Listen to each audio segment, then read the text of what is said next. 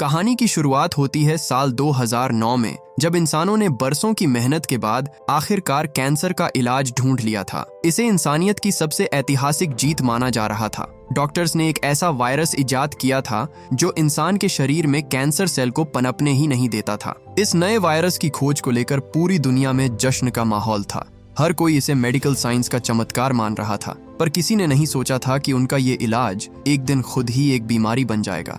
बस कुछ ही महीनों में साइंटिस्ट के बनाए उस वायरस में अपने आप ही कुछ म्यूटेशन होने लगते हैं जो इंसानों के लिए जानलेवा था। ये वायरस हवा के जरिए बहुत तेजी से फैला और दुनिया की 90% आबादी को खत्म कर दिया। बचे हुए 10% लोग म्यूटेट होकर खतरनाक ज़ोंबी मॉन्स्टर्स में बदल गए, जिन्होंने बाकी इंसानों को खाना शुरू कर दिया। महामारी शुरू होने के 3 साल बाद हम न्यूयॉर्क शहर को देखते हैं, जो पूरी तरह सुनसान हो चुका था। इंसानों के जाने के बाद कुदरत ने इस शहर को जंगल में तब्दील कर दिया।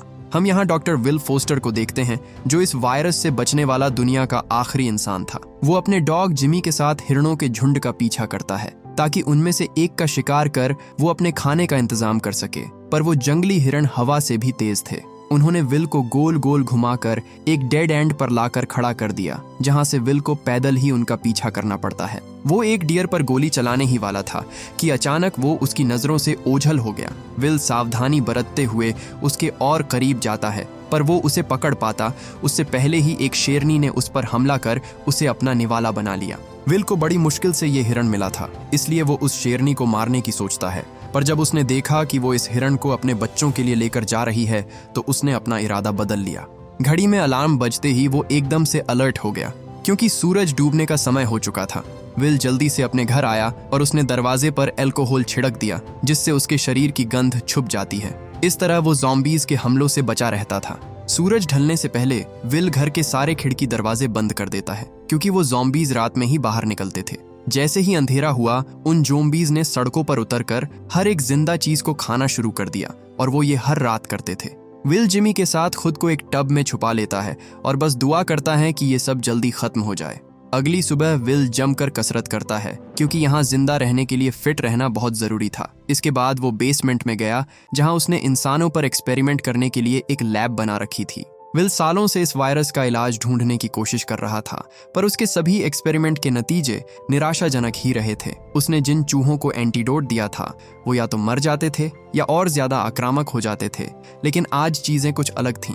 विल ने एक चूहे को देखा जो बाकियों से काफी ज्यादा स्टेबल था। उसकी आंखों की पुतलियों में हलचल हो रही थी, जो इस बात का संकेत थी कि उसकी दवाई काम कर रही है।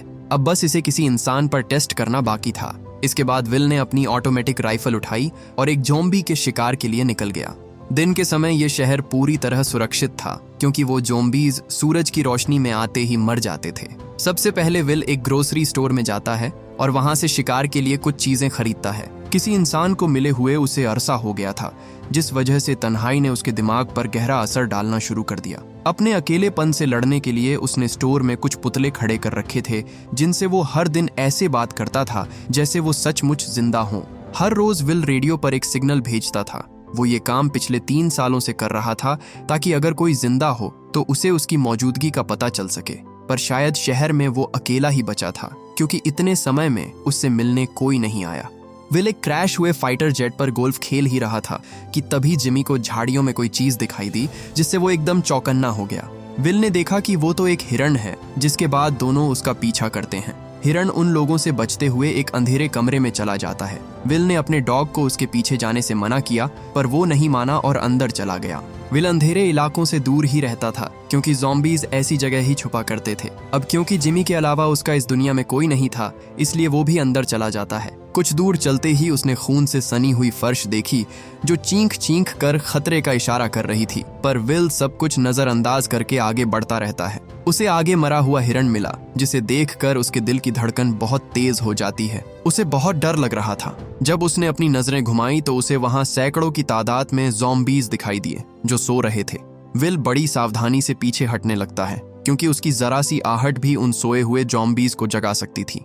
आखिरकार उसने जिमी को ढूंढ लिया। वो उसे साथ चलने को कहता है, पर उसने देखा कि जिमी टेबल के नीचे से बाहर ही नहीं आ रहा था। इससे पहले वो कुछ समझ पाता, एक ज़ॉम्बी अचानक अंधेरे से निकलकर उस पर हमला कर देता है। विल अपनी पूरी ताकत से वहां से भागने की कोशिश करता है, पर ये कोई रेंगने वाले ज़ॉम्बीज़ नहीं थे, बल्कि इनमें इंसानों से कई गुना ज्यादा फुर्ती थी। उसने विल पर झपट्टा मारा, पर विल बिल्डिंग के फर्स्ट फ्लोर से नीचे कूद जाता है, जिससे वो ज़ॉम्बी सूरज की रोशनी में एक्सपोज हो गया। खुद पर सूरज की किरणें पड़ते ही वो ज़ॉम्बी दर्द से तड़पने लगा और उसकी चमड़ी जलने लगी, जैसे तेजाब ने उसे छू लिया हो। इस हमले में विल मरते मरते बचा, पर एक अच्छी बात ये रही कि उसे पता चल गया कि ज़ॉम्बीज कहाँ छुपे हुए हैं।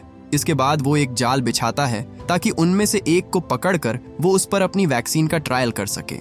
पता चला कि विल इस इन्फेक्शन से पूरी तरह इम्यून था, पर अफसोस की बात ये थी कि उसके डॉग के पास ऐसी कोई इम्यूनिटी नहीं थी। विल ने उसे वहीं इंतजार करने को कहा और इंस्ट्रक्शन दिए कि अगर किसी कारण से वो शाम तक वापस नहीं लौटा तो वो यहाँ से चला जाए। इसके बाद उसने अपने खून की कुछ बूंदें निकाली और उसे ले जाकर उस अंधेरे कमरे में बिखेर दिया।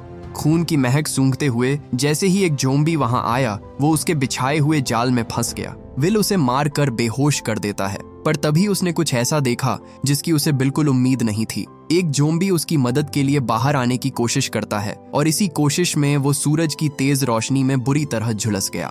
पहली बार विल ने देखा था कि किसी एक ज़ॉम्बी के पकड़े जाने पर दूसरा इस तरह बेचैन हो रहा था।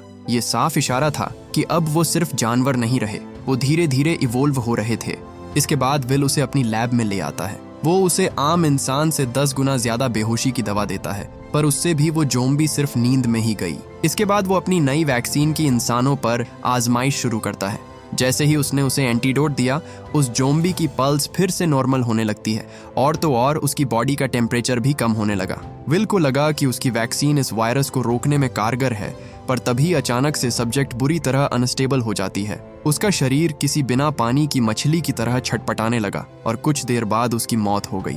विल को ये ज़ॉम्बी बड़ी मुश्किल से मिली थी, इसलिए वो उसमें फिर से वो ज़ॉम्बी वायरस इंजेक्ट कर उसे जिंदा कर देता है, जिससे उसमें फिर से जान आ गई। सालों की मेहनत के बाद भी उसका ये इलाज इंसानों पर बेअसर साबित हुआ।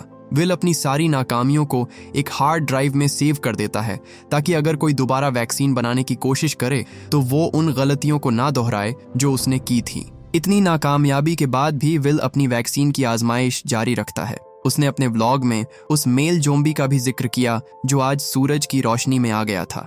उसे लगा कि शायद खाने की कमी के कारण वो अपने जीने के तरीके को बदल रहे हैं, और अगर ये सच है तो ये इस बात का संकेत था कि वो अब पहले से ज्यादा खतरनाक हो रहे थे।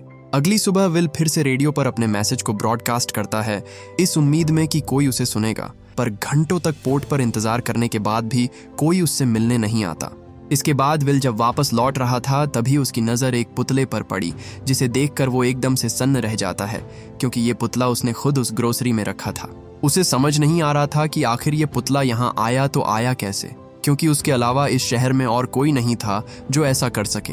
विल को लगा कि अब वो अपना मानसिक संतुलन खोने लगा है। वो उस पुतले से ही पूछने लगता है कि वो यहाँ कैसे आया, और जब सामने से कोई जवाब नहीं आया तो उसने गुस्से में उस मैनेक्विन को गोलियों से भून दिया। विल को समझ नहीं आ रहा था कि ये कैसे हुआ।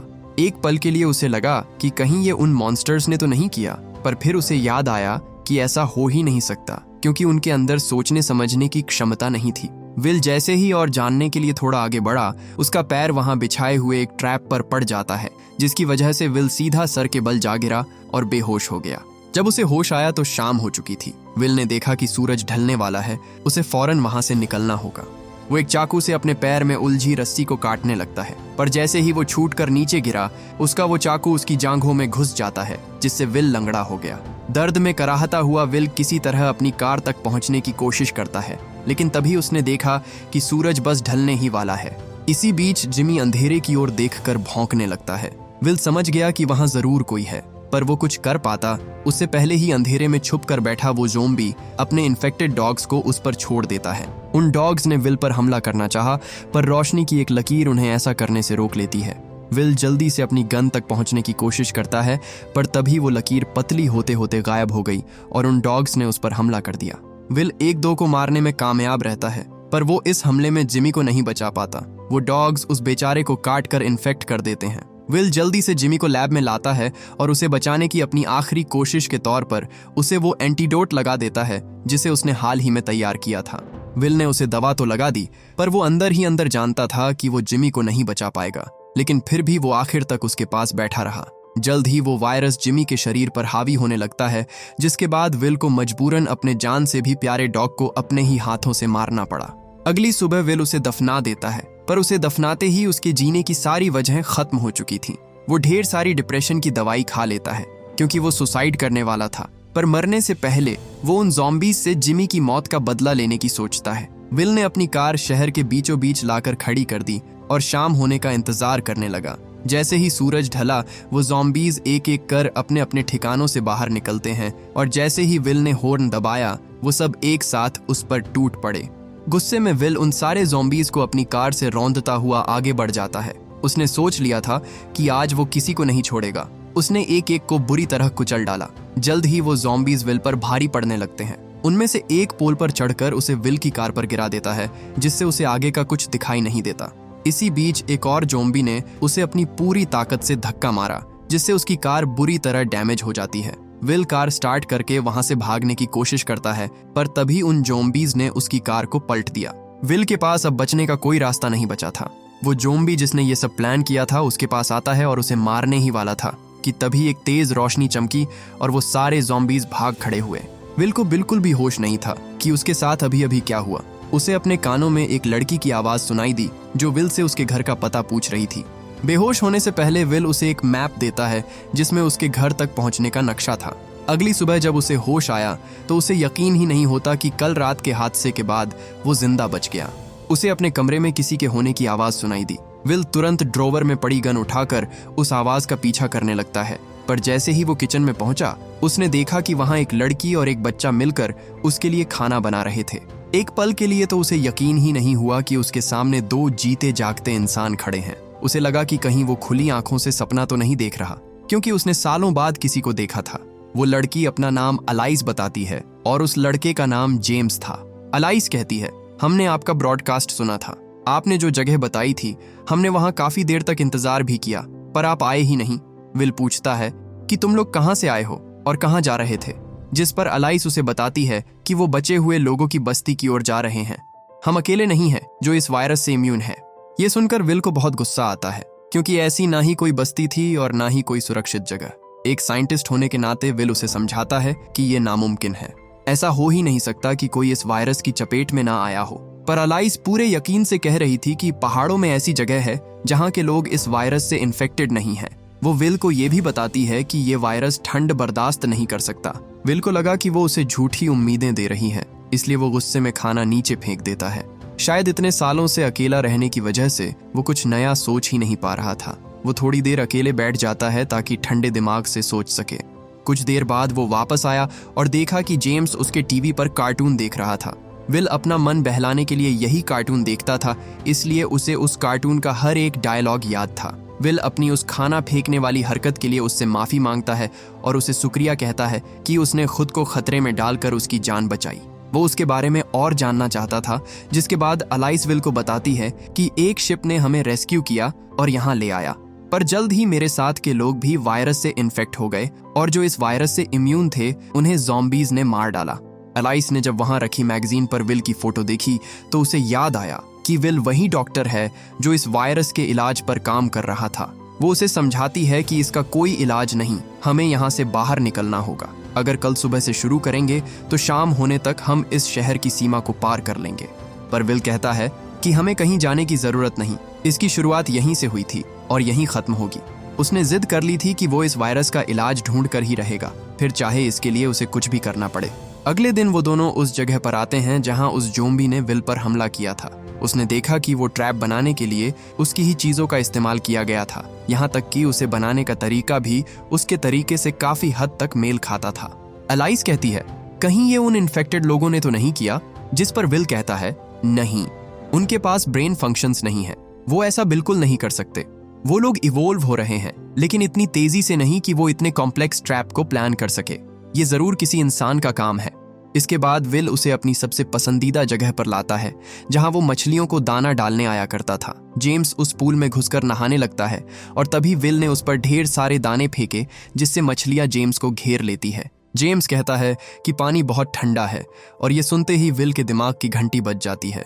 वो जल्दी से अपनी लैब में आता है और उस ज़ॉम्बी को बर्फ में डाल देता है, जिससे उसकी हार्ट बीट नेचुरली कम होने लगी। अलाइस उसकी लैब में आती है। उसने पहली बार किसी ज़ॉम्बी को इतने करीब से देखा था। वो यकीन ही नहीं कर पा रही थी कि विल ने एक ज़ॉम्बी को जिंदा पकड़ रखा है। विल उसे बताता है कि मेरी वैक्सीन से इसका मरना तय है, लेकिन हो सकता है कि बर्फ से इसका तापमान इतना गिर जाए कि मैं वैक्सीन का असर बढ़ा सकूं। एलाइस ने देखा कि विल ने इतने सालों में ज़ॉम्बीज पर कई एक्सपेरिमेंट्स किए थे, पर उनमें से एक भी कामयाब नहीं रहा। विल ने देखा कि जेम्स सोफे पर ही सो गया है, जिसके बाद वो उसे उठाकर अपनी बेटी के कमरे में ले जाता है, जिसे उसने सालों से नहीं खोला था। एलाइस को पता चलता है कि विल का एक परिवार भी हुआ करता था, जो शहर से निकलते वक्त एक हेलीकॉप्टर क्रैश में मारा गया। जल्द ही शाम होने वाली थी, इसलिए सूरज ढलने से पहले विल पूरे घर को अच्छे से लॉक कर देता है। एलाइस कहती है, हमारे साथ चलो विल, उस बस्ती की ओर।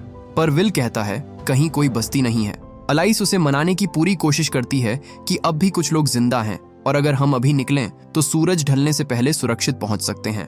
पर विल को लगा कि वो बस कहानियां बना रही है। वो पूछता है, तुम ये कैसे जानती हो कि वहां लोग हैं? तुम्हें कैसे पता चला?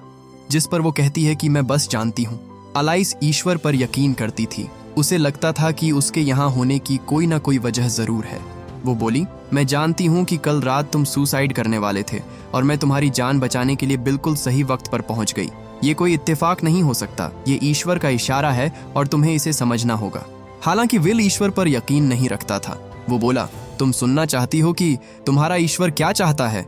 एक वक्त था जब इस दुनिया में 6 अरब लोग रहा करते थे। जब ये इन्फेक्शन फैला तो वायरस ने 90% लोगों को जकड़ लिया, यानी 5 अरब 40 करोड़ लोग तुम्हारे ईश्वर को प्यारे हो गए। 58 करोड़ लोग ज़ॉम्बीज में बदल गए, जिसके बाद उन्हें भूख लगी और उन्होंने उन बचे 1% लोगों को खाना शुरू कर दिया। वो हर एक आदमी जिसे तुम या मैं जाना करते थे, वो अब मर चुके हैं और तुम्हारे उस ईश्वर ने उनमें से किसी को नहीं बचाया। अपने दिमाग से ये बात निकाल दो कि ईश्वर है, कहीं कोई ईश्वर नहीं है। हम इस दुनिया में बिल्कुल अकेले रह गए हैं। उसकी ये बातें सुनकर एलाइस रोने लगती हैं, क्योंकि जिस विश्वास के सहारे वो अब तक जिंदा थी, विल ने उसी को झूठ और बेकार साबित कर दिया था। वो बात कर ही रहे थे कि तभी विल को कुछ वाइब्रेशंस महसूस हुई। उसने एक बड़े खतरे को सेंस कर लिया था। वो एलाइस से पूछता है कि कल तुम मुझे यहाँ दिन में लाई थी या फिर रात में? जब उसे पता चला कि वो सूरज निकलने से पहले यहाँ पहुंच गए थे, तो वो जल्दी से उसे घर की सारी लाइटें बंद करने को कहता है, क्योंकि ज़ॉम्बीज ने उनका पीछा कर उन्हें ढूंढ लिया था। सैकड़ों ज़ॉम्बीज तेज रफ्तार से उसके घर की ओर बढ़ रहे थे। उन्हें रोकने के लिए विल ने यूवी लाइट्स जलाई, पर उन लाइट्स का उन पर कोई असर नहीं होता। वो अपने रास्ते में आने वाली हर चीज को बर्बाद कर देते हैं और अब विल के घर और उनके बीच बस कुछ ही कदमों का फासला रह गया था। आखिर में विल घर के चारों ओर लगे एक्सप्लोसिव्स को डेटोनेट कर देता है, जिससे होने वाले धमाके में ज्यादातर ज़ॉम्बीज मारे जाते हैं। उसे लगा सब खत्म हो गया, पर तभी ज़ॉम्बीज की एक और लहर तेजी से उसकी ओर बढ़ने लगी। विल उन्हें और देर तक नहीं रोके रख सकता था, इसलिए वो जल्दी से एलाइस को सुरक्षित जगह भेजने की कोशिश करता है। पर जब वो ऊपर आया तो उसने देखा कि वो लोग वहां नहीं थे। वो कुछ समझ पाता उससे पहले ही एक ज़ॉम्बी ने उस पर हमला कर दिया। वो उसकी गर्दन पकड़कर उसे नोचने की कोशिश करता है, पर विल ने पास पड़ा स्क्रू ड्राइवर उसकी टांग में घुसा दिया। गुस्से में वो ज़ॉम्बी उसे उठाकर नीचे फेंक देता है, जिससे विल बुरी तरह घायल हो गया। उसने जल्दी से कैबिनेट से गन निकाली और उस पर फायर करने लगा, पर उसे एक भी गोली नहीं लगती। वो छुप जाता है और बाहर नहीं निकलता, जिसके बाद विल ने पास पड़े सिलेंडर में ब्लास्ट कर दिया। वो उसका पीछा करता है, पर जल्द ही उसकी सारी गोलियां खत्म हो गईं। विल जेम्स को आवाज लगाता है, पर उसे सामने से कोई जवाब नहीं आता। वो उन्हें ढूंढ ही रहा था कि तभी उसे एक ज़ॉम्बी दिखाई दिया, जो छत तोड़कर बाकी ज़ॉम्बीज के आने के लिए रास्ता बना रहा था। एलाइस और जेम्स भी वहीं छुपे हुए थे, जिनकी आहट से उस ज़ॉम्बी को उनकी मौजूदगी का पता चल जाता है। वो उनकी ओर बढ़ ही रहा था कि तभी विल उसे गोली मार देता है। हालांकि मरते वक्त उस ज़ॉम्बी ने इतनी तेज आवाज निकाली कि उसकी चीख ने बाकी ज़ॉम्बीज को उनकी तरफ खींच लिया। विल एलाइस को जेम्स के साथ जल्दी से लैब में जाने को कहता है। इसी बीच वो सारे ज़ॉम्बीज घर की दीवारों से होते हुए अंदर घुस जाते हैं। इससे पहले वो उन्हें मार देते, विल ने खुद को लैब के अंदर बंद कर लिया। एलाइस जब लैब में आई तो उसने देखा कि वो ज़ॉम्बी जिसे विल ने एंटीडोट दिया था, वो ठीक होने लगी थी। उसे अपने इंसानी रूप में वापस आता देख उन्हें अपनी आंखों पर यकीन ही नहीं होता। इसी बीच वो ज़ॉम्बीज दरवाजा तोड़कर लैब में घुस जाते हैं, पर विल ने सही समय पर खुद को एक ग्लास के अंदर लॉक कर लिया। वो ज़ॉम्बीज उस कांच को तोड़ने की कोशिश करते हैं, पर वो बहुत मजबूत था। विल उन्हें कहता है, मैं तुम्हें बचा सकता हूँ, तुम सब के सब बीमार हो, मैं तुम्हारी मदद कर सकता हूँ। पर वो ज़ॉम्बीज उसकी बात समझ नहीं पाते और उसकी सारी रिसर्च को बर्बाद कर देते हैं। उन्हें रोकने की विल की सारी कोशिश बेकार थी, पर तभी वहां उनका लीडर आया, जो अपना सर उस कांच के दरवाजे से पटक पटक कर उसे तोड़ने की कोशिश करता है। अगर ये दीवार टूट जाती तो उन तीनों की खैर नहीं थी, पर खुशकिस्मती से ऐसा कुछ नहीं होता। उस ज़ॉम्बी को बहुत तकलीफ हो रही थी, पर वो अपने सर को तब तक उस कांच पर पटकता रहता है जब तक उसमें दरार नहीं आ गई। विल को समझ नहीं आ रहा था कि वो उसे कैसे रोके, पर तभी उस ज़ॉम्बी ने अपने हाथ से कांच पर एक बटरफ्लाई का निशान बनाया। विल ने देखा कि ऐसा हूबहू निशान उस ज़ॉम्बी की पीठ पर है जिस पर वो एक्सपेरिमेंट्स कर रहा था। वो समझ गया कि वो यहाँ उसके लिए नहीं आए, बल्कि वो उस ज़ॉम्बी को लेने आया है। वो अपनी गन नीचे करके उनके आगे सरेंडर कर देता है और फिर उसने उस फीमेल ज़ॉम्बी की नसों से वैक्सीन को निकाल दिया, जिससे वो फिर से ज़ॉम्बी में बदलने लगती है। उसे लगा कि अगर वो इसे उन्हें लौटा देगा तो वो उन्हें कुछ नहीं करेंगे, जिसके बाद वो अलाइस को दरवाजा खोलने को कहता है। उसके ऑर्डर पर अलाइस दरवाजा खोल देती है और हम देखते हैं कि वो ज़ॉम्बीज सच में उस पर हमला नहीं करते। उनका लीडर चाहता तो उसे मार सकता था, पर वो विल को उसे ठीक करने को कहता है, जिसके बाद विल एक ड्रॉवर की तरफ जाने लगा जिसमें वायरस का इंजेक्शन रखा हुआ था। भूख से तड़प रहे ज़ॉम्बीज उसे नोचने के लिए कब से तैयार बैठे थे, लेकिन अपने लीडर के कहने पर कोई उसे हाथ तक नहीं लगाता। विल ने ड्रॉवर से वो एंटीडोट निकाला और उसे उस फीमेल ज़ॉम्बीज को लगा दिया, जिससे वो एक बार फिर जिंदा हो जाती है। उन्हें देखकर विल समझ गया कि ये सब इवोल्व हो रहे हैं, क्योंकि वो प्यार को महसूस कर सकते थे। ज़ॉम्बी उसे अपनी गोद में उठा लेता है। विल ने जो उस लड़की के साथ किया, उसके लिए वो ज़ॉम्बी अगर चाहता तो उन सबको मार सकता था, पर वो ऐसा नहीं करता और अपने सभी लोगों को लेकर चुपचाप वहां से चला जाता है। उनके जाने के बाद विल ने राहत की सांस ली, पर जाते जाते वो उसकी सोच हमेशा के लिए बदल गए। उस रात विल ने पहली बार उन ज़ॉम्बीज में इंसानियत देखी, जिसे अगर वो अपनी आंखों से न देखता तो शायद कभी यकीन ना करता। ईश्वर पर उसका विश्वास फिर से लौट आया था, जिसके बाद उसने अलाइस की बात मानी और उन ज़ॉम्बीज को उनके हाल पर छोड़कर वहां से चला गया। अलाइस रेडियो पर एक मैसेज ब्रॉडकास्ट करती है और बताती है कि वो लोग इस शहर से जा रहे हैं। अगर सच में कोई उनकी आवाज़ सुन रहा है तो वो भूल कर भी इस शहर में ना आए। और इसी के साथ ये मूवी यहीं पर ख़त्म हो जाती है। उम्मीद करता हूँ कि आपको ये कहानी पसंद आई होगी। Thank you for watching.